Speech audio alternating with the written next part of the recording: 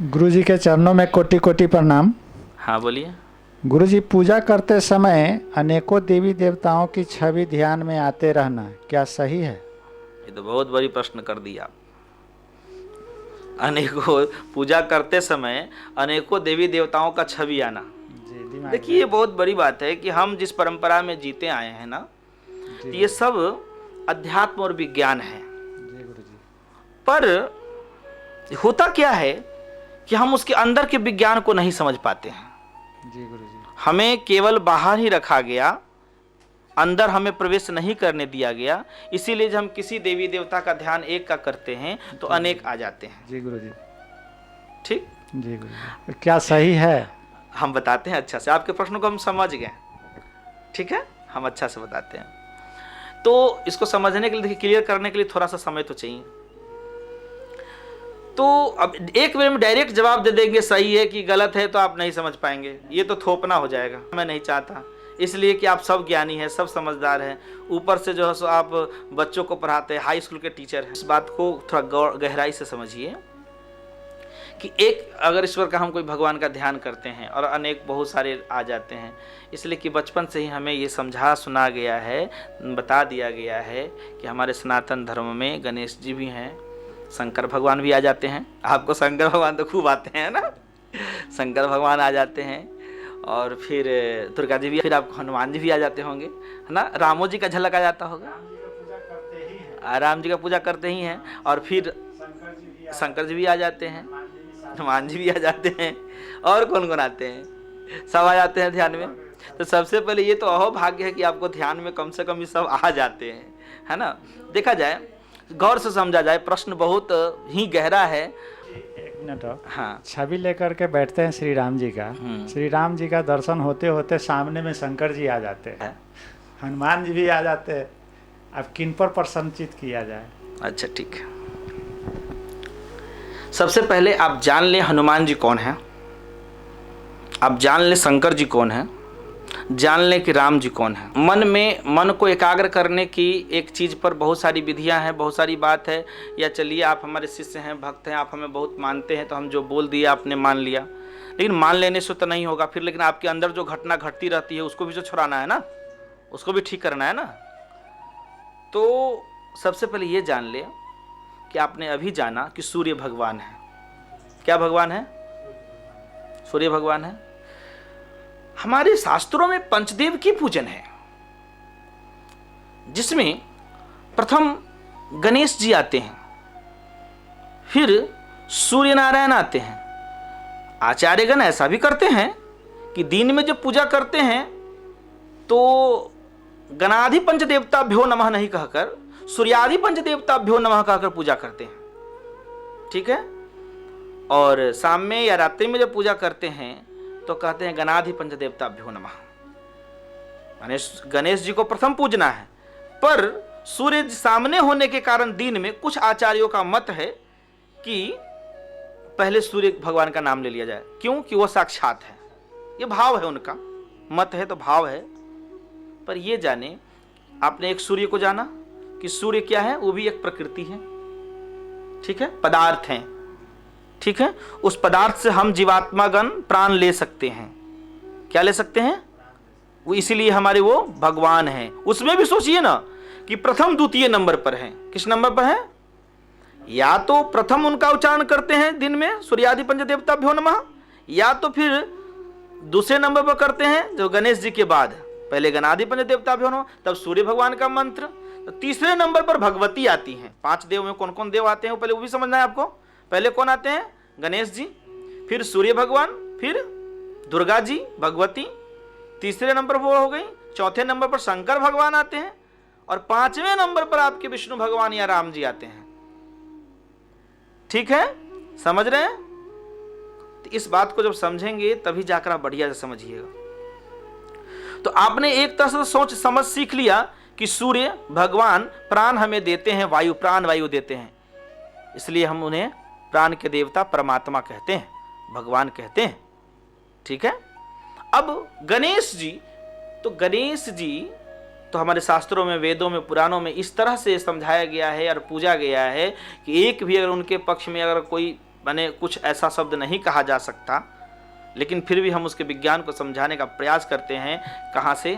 तो श्री रामचरितमानस में भी जब आप प्रवेश करिएगा तो आपको मिलेगा वर्णानाम संघानाम दशानाम छंदसामपि मंगलानाम च कर्तारौ वंदे वाणी विनायकौ। ठीक है, शुरू में बताया गया है कि अक्षरों तथा अर्थ समूहों, उसके रसों तथा छंदों और मंगलों की करने वाली कौन? तो सरस्वती जी। अब एक चीज और फिट आ जाएगा, सरस्वती जी भगवती के स्वरूप हैं, है ना। तो क्या कहते हैं? सरस्वती जी, और फिर क्या कहते हैं? गणेश जी। कौन? मंगला नाम च कर्तारौ वंदे वाणी विनायकौ। तो वाणी की अधिष्ठात्री देवी सरस्वती जी और बुद्धि की अधिष्ठात्र देवता कौन? गणेश जी। तो गणेश जी कौन है यहां? विनायक कौन है यहां? बुद्धि हैं, प्रथम पूज्य हैं। प्रथम पूज्य हैं तो प्रथम पूजा किसकी होती है? बुद्धि की। बुद्धि की। और जिस प्राणी में बुद्धि होता है, बुद्धि का दूसरा नाम विवेक है। क्या नाम है? विवेक है। रामायण में लखनलाल जी कहते हैं, निषाद राज जी को राम लक्ष्मण गीता में समझाते हैं, होई विवेक मोह भ्रम भागा, तब क्या रघुनाथ चरण अनुरागा। अद्भुत कहते हैं कि जब गणेश जी का प्रादुर्भाव जीवन में होता है, कौन चीज? होई विवेक यानी बुद्धि। तो होई विवेक मोह भ्रम भागा। जब बुद्धि हमारे जीवन में आता है, क्या आता है? बुद्धि। तो हमारे जीवन से मोह और भ्रम भाग जाते हैं। क्या भाग जाते हैं? मोह माने अज्ञान। मोह सकल व्याधिन कर्म मूला। मोह में बहुत सारी व्याधि आ जाती है अज्ञानता का। और भ्रम, तो मोह के कारण ही जीवन में भ्रम पैदा होता है। भ्रम माने क्या? जो है नहीं पर हमें मान रखा है हमने। भ्रम इसे नहीं कहते हैं, वो है नहीं पर हमने मान रखा है। ठीक है, भ्रम। तो होई विवेक मोह भ्रम भागा, तब रघुनाथ चरण अनुरागा। तब कोई राम को जान पाएगा, तब राम को जान पाएगा। राम यानी आत्मा, राम यानी चेतना। सोहम अस्मिति वृत्ति अखंडा। ठीक। तो जब तक आप में गणेश जी प्रवेश नहीं करेंगे, तो गणेश जी माने सूर वाले गणेश जी नहीं, हाथी के कान वाले बड़े बड़े मुख वाले गणेश जी नहीं। ठीक है। सूर बनाने का तात्पर्य है कि बुद्धि की पहुंच बहुत दूर तक है। कान बड़े बनाने का तात्पर्य है कि उनकी वो बुद्धि की जो कान है वो इतनी बड़ी है कि वो जल्दी बुरे राह पर जाने नहीं देगा। वो कान बुरा चीज की ओर नहीं जाने देगा, सुनने नहीं बुरा चीज देगा और अच्छे जगह ले जाएगा। और उसकी सूंघने की समझने की क्षमता है बहुत अद्भुत है। जैसे कहावत है, हाथी को अगर कोई दूसरे व्यक्ति खरीदता है, मालिक को अगर दिखा करके पैसा अगर दे दिया जाए तो हाथी इतने ईमानदार है कि फिर उसी के साथ वो उसका मालिकियत स्वीकार करता है। ठीक है। तो यह बुद्धि, तो बुद्धि इधर उधर नहीं, सही जगह पर जाए, तो सही जगह पर यानी ब्रह्म तक जाए, इसके लिए हमें बुद्धि की साधना करनी होगी। बुद्धि की साधना के लिए हमें सरस्वती का सहारा लेना होगा, भगवती का सहारा लेना होगा। दुर्ग नामक राक्षस, दुर्ग नामक कोई और राक्षस नहीं होता है। दुर्ग राक्षस जो है वो कौन है? हमारा अज्ञान, हमारा अविवेक, काम, क्रोध, लोभ, मद मत्सर आदि ही ये दुर्ग नाम के राक्षस है। और इनके नाश करने वाले ही दुर्गा जी हैं, जो तीसरे नंबर पर पूजा होता है। ठीक है, समझ रहे हैं? तो गणेश जी, हम अपने विद्या को इतना डेवलप करें, हम इतना अध्ययनशील बने और रिसर्च करें, शोधे। हम ऋषियों के संतान हैं, नई नई तरीका से सोचें और सोच करके हम जगह तक पहुंचे, ब्रह्म तक पहुंचे। जब व्यक्ति शुद्ध सच्चिदानंद की अवस्था में जाता है ना, तो बड़ा सुंदर कहावत है कि मनुष्य के अंदर एक रामायण की प्रकट होता है, स्वयं के अंदर एक गीता की प्रकट होती है, स्वयं के अंदर एक वेद की उत्पत्ति होती है। जो बाहर की वेदों का श्लोक आपको याद हो या ना हो चलेगा, बाहर के गीता की श्लोक याद हो ना हो चलेगा, रामायण के श्लोक, गीता का श्लोक याद हो ना हो चलेगा। अंदर का गीता जब अंदर में जो गोत लगाते हैं ना, अंदर जब गोता लगाते हैं, अंदर का जब गीता रामायण जब प्रकट होता है आपका, वो आपको सीधा यानी वो जो अंदर का जो बुद्धि यानी गणेश जब प्रकट होता है आप में, होई विवेक मोह भ्रम भागा, सारा मोह भ्रम भाग जाएगा। यानी वो जी काई है, मोह भ्रम क्या है, काई है, जब हटता है तो वास्तविक तत्व से दर्शन हो जाता है, ब्रह्म से दर्शन हो जाता है। तेरा साईं तुझ में है, अब तो देख सखी खोल नैना। सखी का भाव जीवात्मा से है, परमात्मा से है। सखी का भाव जीवात्मा से है ना। अब तो सखी खोल नैना कहने का तात्पर्य अब तो देख सखी खोल नैना, तेरा साईं तुझ में है। साईं यानी परमात्मा का भाव है।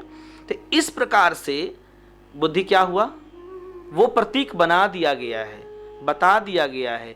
किसी काल में बुद्धि के यानी कि शिक्षा मंत्री है ना, बुद्धि के देवता विशेष रूप से वो, उसमें भी शिक्षा मंत्री में भी हेड ब्रांच, खास शिक्षा में भी विशिष्टता वाले जो हमारे अधिष्ठात्र रहे, वैसा पद वैदिक काल में उन्हें बुद्धि का देवता बना दिया गया, गणेश जी मान लिया गया। लेकिन गणेश जी अभी आप किसी संकट में पड़ेंगे तो आप गणेश जी से एक भले ही पॉजिटिव कारण आप ऊर्जा ले सकते हैं। जिंदा ही व्यक्ति ऊर्जा ले सकता है पॉजिटिव भाव से, मुर्दा नहीं ना ले सकता है, वो भाव से ले सकते हैं। लेकिन वास्तविक में आपका जो इलाज करेगा, आपका जो रोग दूर करेगा या कुछ भी दूर करेगा, वो डॉक्टर ही करेगा, या पदार्थ से शरीर बना हुआ है तो पदार्थ ही करेगा, या कुछ हद तक जो मनुष्य के 3 शरीर है, कारण शरीर, सूक्ष्म शरीर और स्थूल शरीर, फिर उसके विज्ञान के आधार पर कुछ मनोचिकित्सक भी ठीक करेंगे आपको।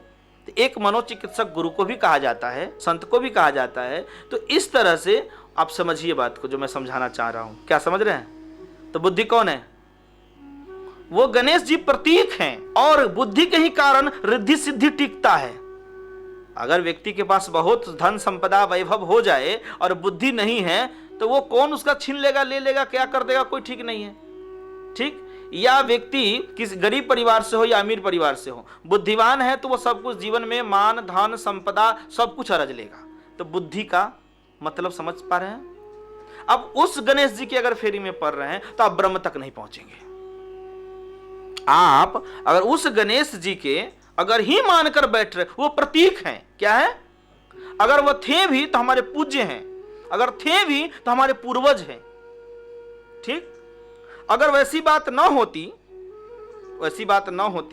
तो हम एक बात, कई बार हमने इस बात को कहा कि दुर्गा जी को, हनुमान जी को, या जो लड़ने में खूब तेज तराक जो लोग देवता सब हैं, खूब खूंखार देवता सब हैं हमारे, खूब लड़ने में जो बहुत स्पॉट है एक पर बड़े बड़े अस्त्रों के, उन्हें आवाहन किया जाए और आवाहन करके उन्हें बॉर्डर पर करबद्ध प्रार्थना करके लगा दिया जाए।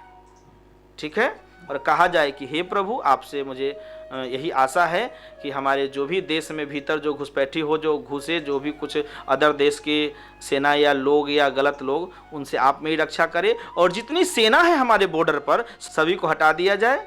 सब जितने जो अरबों रुपया जो खर्च हो रहे हैं सेना महोदय पर, वो सब देश के अंदर के कल्याण में आ जाए, है ना।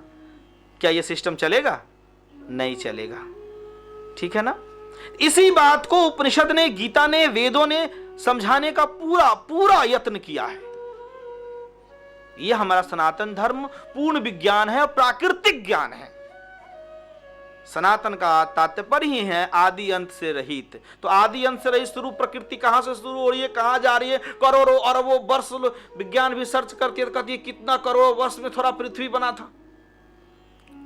तो ये प्राकृतिक ज्ञान है। और इन चीजों को ऋषियों ने कैसे प्राप्त किया था? तो शांत होकर के प्रकृति के रहस्य को, शरीर के रहस्य को कैसे प्राप्त किया था? तो अपने ब्रह्म में गोता लगा करके। कहां? अपने अंदर गोता लगा करके उस आत्म ज्योति के प्रकाश में ये सब धीरे धीरे करके उन्होंने पाया, और उन्होंने जो कुछ लिख दिया, जो रिसर्च करके बता दिया, वो सब सत्य होते चला गया। आज उस पर भी रिसर्च चल ही रहा है ना। तो समझ गए? उसी तरह से दुर्गा जी हैं। और इन सब के बाद हमारे शंकर भगवान है ना चौथे नंबर पर। सूर्य नारायण तो हम समझा चुके थे पूर्व में ही। अब शंकर भगवान की बात आती है। तो शंकर जो है सो हमारे प्रकृति के वो रूप हैं जो हमारे संपूर्ण शंकाओं का डिस्ट्रॉय कर देते हैं, समाप्त कर देते हैं। संपूर्ण शंका समाप्त हो जाता है। ठीक है। और जैसी संपूर्ण शंका दूर होता है ना, मोह भ्रम भागा, ब्रह्म ने क्या, शंका, ब्रह्म ने क्या, शंका। तो जैसे ही होई विवेक मोह भ्रम भागा, तब रघुनाथ शरण अनुरागा, जो अपने अंतःकरण में जो परमात्मा स्थित रघुनाथ है, आत्माराम, उनका दर्शन होता है। ठीक है, तो इसीलिए जरूरत है केवल ओनली वन। अब रही बात, अगर आप सगुण रूप में इष्ट मानते हैं राम जी को ना, उनका ध्यान करते हैं, तो वो प्रतीक हैं। कौन सी के प्रतीक है? वीरता के प्रतीक है। आप में वीरता आएगी। वो चरित्र के प्रतीक है।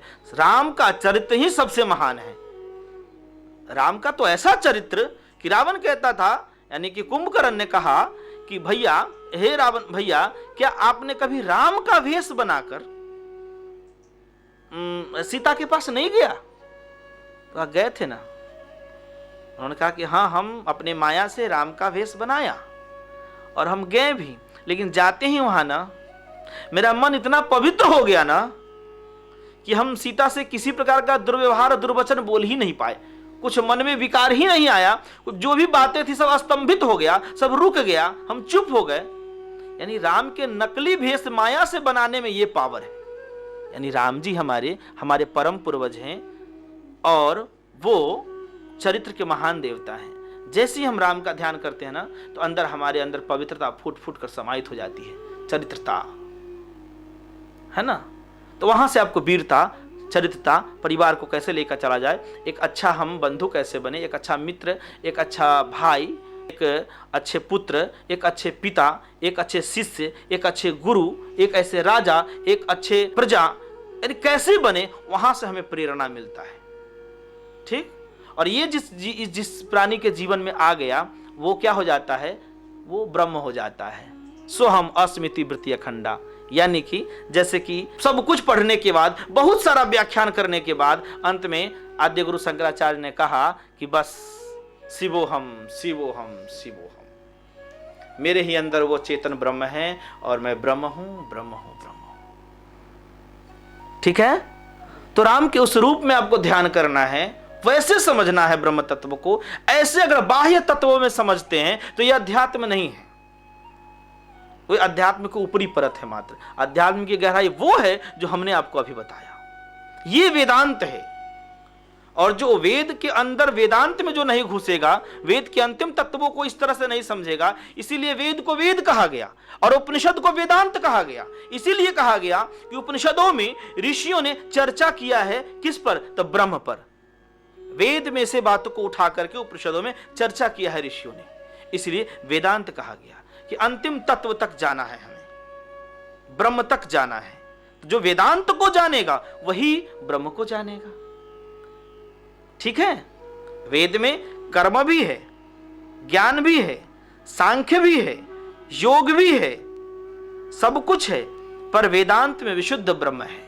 वेदांत में क्या है? शुद्ध ब्रह्म है। इसीलिए अगर तो हमें तो दोनों चाहिए। सगुण रूप में हमें सब कुछ सीखना है, शिष्टाचार, सिद्धांत, चरित्र वगैरह वगैरह। रामायण में भी यही बात है। एक तरफ से राम जी पूरे रामायण में चरित्र से बता रहे हैं कि मनुष्य इंसान को कैसा होना चाहिए। दूसरे तरफ से बहुत सुंदर से तुलसीदास जी महाराज व्याख्यान भी एक पर एक करते हैं। क्या कि होई विवेक मोह भ्रम भागा, तब रघुनाथ चरण अनुरागा। बड़ा सुंदर उत्तरकांड के एक चौपाई मुझे याद आया, बड़ा सुंदर है कि विमल ज्ञान जल जब सो नहाई, तब रह राम भगति उर छाई। कि विमल ज्ञान से, ये विमल ज्ञान है, विशुद्ध ज्ञान है। जो विशुद्ध ज्ञान से अपने अंतःकरण को गुरु के ज्ञान से आच्छादित करता है, उसी के अंदर राम प्रकट होते हैं। और जो राम को इस रूप में जान जाता है, जो राम को इस रूप में जान जाता है, उसके बारे में क्या कहते हैं मालूम है? जानत तुम ही होई जाई। कि राम को इस तरह से तत्व से जान लेने के बाद जीवात्मा राम हो जाता है। क्या हो जाता है? राम हो जाता है। ठीक है, समझ पा रहे हैं? अब क्या करना है? एकमात्र ध्यान करना है, अपने अंतः चेतना, उसकी क्रिया तो जानना सीखना पड़ेगा आपको। और तब जाके उस अंदर जो परम प्रकाश है, रूप दिन राती नहीं कछु चाहिए धियागृत भांति, है ना। बड़ा सुंदर ढंग से कहा है रामायण में कि परम प्रकाश रूप दिन राति, अंदर जो आत्मा का जो प्रकाश जल रहा है उसे देखना है, दर्शन करना है, उसका दिग्दर्शन करना है। तो परम प्रकाश रूप दिन राति नहीं कछु चाहिए दिया घृत बाती, यानी कि भाव यहां से यह है बाहरी कुछ भी नहीं चाहिए। दिया घृत, दिया तो बाहर है, घृत तो बाहर है, तो बाहरी कुछ नहीं चाहिए, अंदर ही जिसको सब कुछ है उस तत्व का जो दर्शन करना चाहता है। तो गुरु जी से यही सब सीखना है, धीरे धीरे बात करते हुए। बोलिए श्याम रामचंद्र की जय।